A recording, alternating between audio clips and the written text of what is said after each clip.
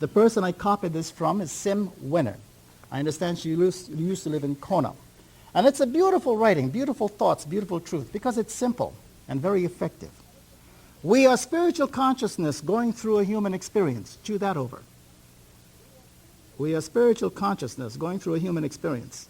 Life is the experience. God created experience, or God created to experience creation. God created perfectly for the purpose. And the human purpose is to serve God experiencing. The human experience includes doubt on the purpose and perfection of God's work. And we experience through viewpoints. The more viewpoints we use, the more we experience. The human purpose, therefore, is a matter of viewpoint. What is right and what is wrong is a matter of viewpoint. Who is right and who is wrong is a matter of viewpoint. We can only be wrong from a viewpoint. Viewpoints are the different ways we see the same thing. The difference between an argument and a discussion is a matter of one or more viewpoints. And a debate is a battle of viewpoints. A nag is someone with a repeating viewpoint. Whether you're winning or losing is a matter of viewpoints. Every viewpoint you score adds to the play. The negative viewpoint of yourself counts. Understanding a viewpoint doesn't require its adoption. You can only see my viewpoint from where I'm looking from. We seek advice to get our viewpoint validated. And people separate themselves by viewpoints.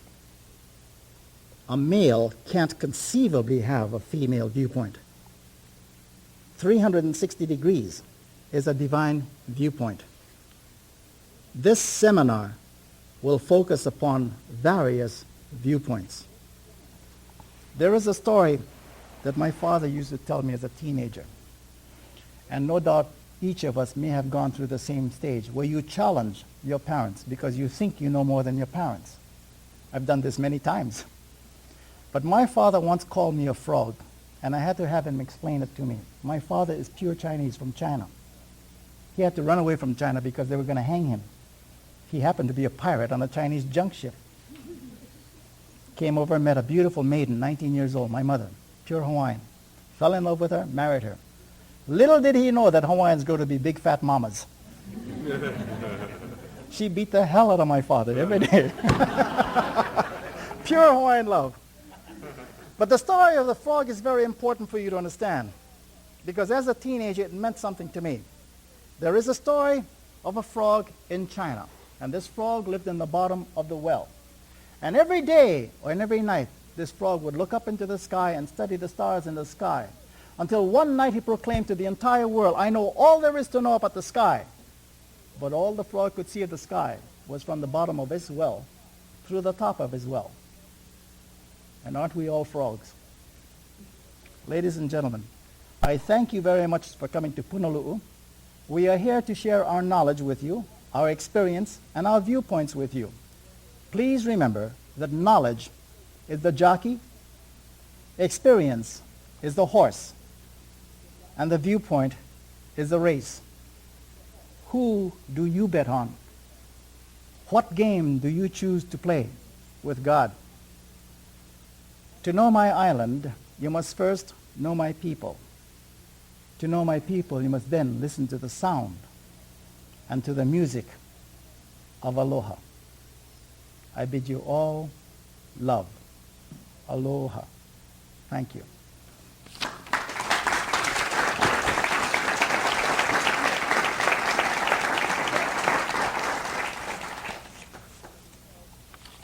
According to the program, our next speaker will be Charles Ken.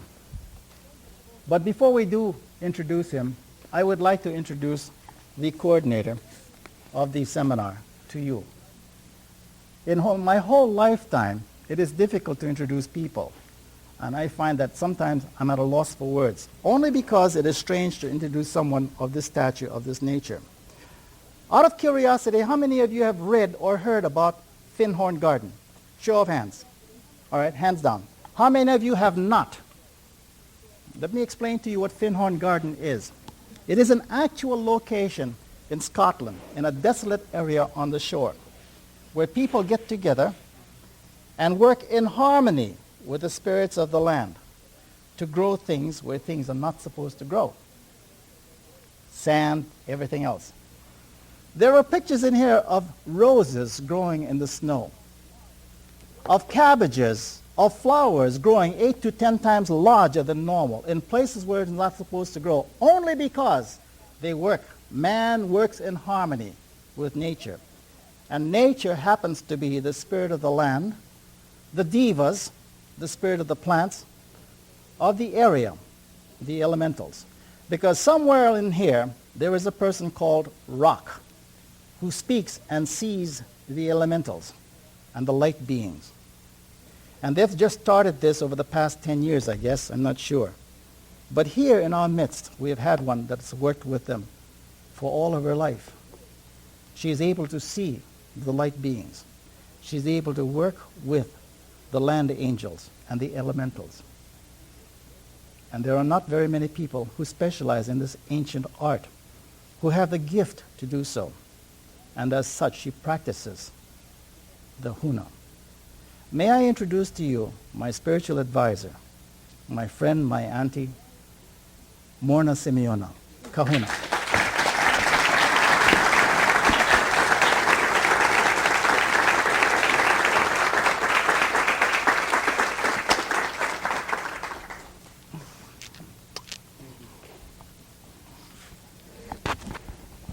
Aloha and greetings to you all.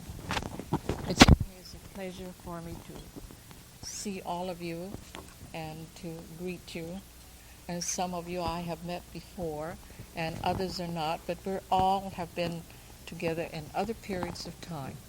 So I'm truly happy to share my thoughts when my time comes when I will be speaking on problem solving. So at this time, I would like to pay a special tribute to Dr. Arthur Winkle,